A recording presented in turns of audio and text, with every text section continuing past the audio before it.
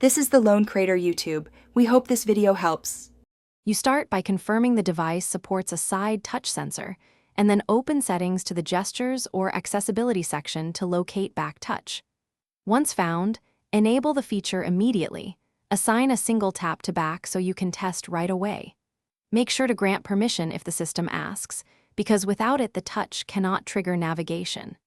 This first step gets the hardware recognized and the basic mapping live, so you can move into customizing sensitivity and advanced actions. Once the basic back tap works, customize sensitivity so accidental triggers stop happening. Move the slider and test with quick 1-2 second taps to find the sweet spot. Next, map additional actions. Assign double tap to recent or long press to home, and set app-specific profiles if the OS supports them. Make sure to save each profile and then test in the target app, because behaviors can differ. Adjust mappings until the side touch reliably performs the chosen navigation.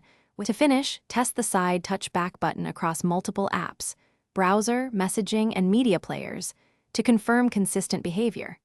If you see missed taps or double triggers, recalibrate sensitivity or reset the mapping and retest.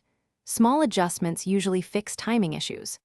If the feature suddenly stops, restart the device and verify app permissions or battery optimization settings aren't blocking background gesture services. One tip: toggle the feature off and on after changes to force the system to reload the configuration, which often resolves lingering glitches. Thanks for watching. Consider subscribing if we helped you.